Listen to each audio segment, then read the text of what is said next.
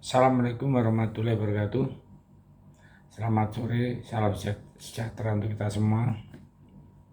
Salam Rahayu. Ini berita datang dari Indonesia lawan Uni Eropa. Seperti yang kalian tahu, Uni Eropa kini telah resmi memberlakukan aturan baru perdagangan terkait deforestasi, di mana dengan aturan ini semua produk-produk Indonesia yang tak lolos uji aturan baru deforestasi itu akan ditolak. Dengan kata lain, semua produk yang dihasilkan dengan cara menebang hutan sejak tahun 2001 akan ditolak oleh Uni Eropa, mulai dari sawit, karet, kopi, cengkeh, teh, ternak ayam, sapi, perikanan, dan lain-lain. Semua bakal terancam, dan untuk itu pemerintah Indonesia pun akhirnya diminta tegas dan melakukan tindakan balasan atas kebijakan Uni Eropa ini. Seperti misalnya pada tanggal 30 sampai 31 Mei kemarin, tanggal 2023, Indonesia bersama Malaysia, produsen utama minyak sawit dunia, telah menggelar misi bersama ke Brussel, Belgia, Uni Eropa untuk menyampaikan keberatan atas undang-undang yang dinilai merugikan para petani kecil di kedua negara itu. Kemudian terkait tindakan balasan Indonesia yang bisa dilontarkan ke Uni Eropa, kita kutip berisi dari berita NBC Indonesia ya.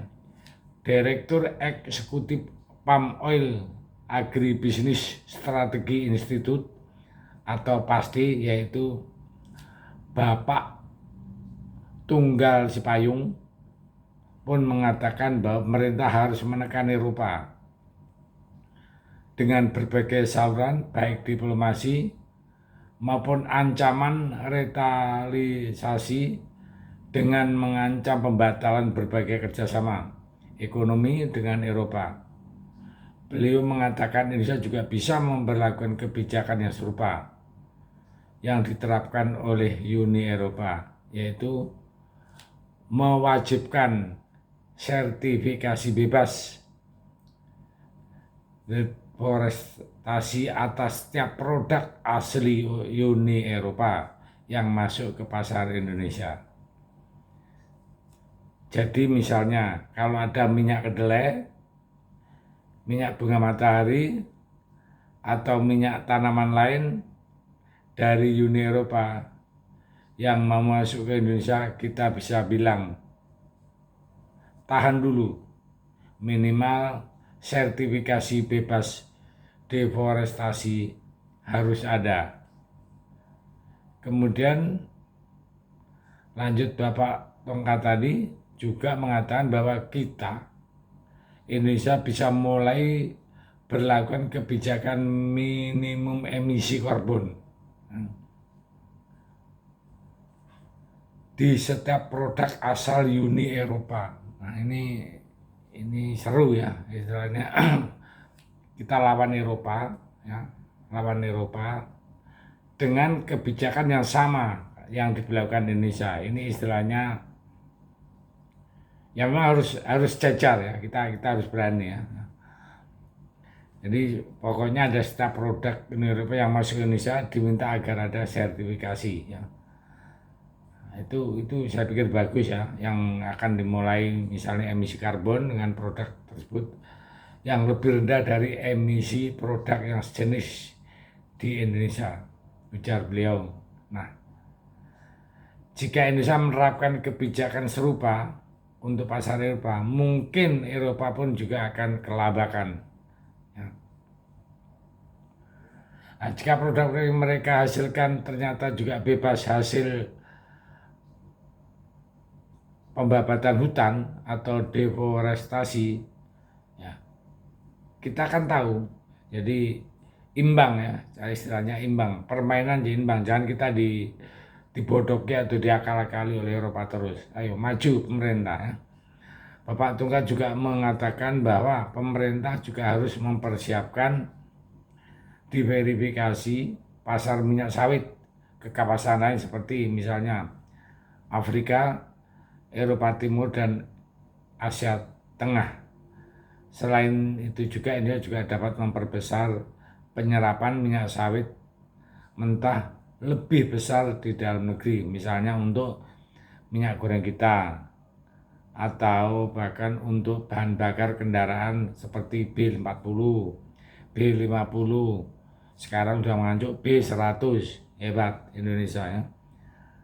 Negara lain belum pernah ada yang menggunakan bahan bakar minyak, kita sudah mampu membuat bahan bakar dari minyak sawit ya. Nah, Indonesia akan benar-benar melakukan aksi balas dendam terhadap Uni Eropa dengan cara yang sama, yaitu balik menerapkan aturan deforestasi pada produk-produk Eropa. Bahkan ada cara lain yang lebih ganas, yaitu menurut kalian jangan lupa ya, jadi kita harus mendukung kebijakan pemerintah yang telah dipersiapkan untuk melawan Eropa.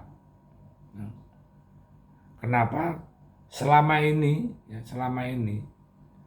sebelum zaman Jokowi, pemerintah kita untuk main-main dengan Eropa, karena presidennya digertak pun udah terkencing-kencing. Ya ini bagus. Jokowi digertak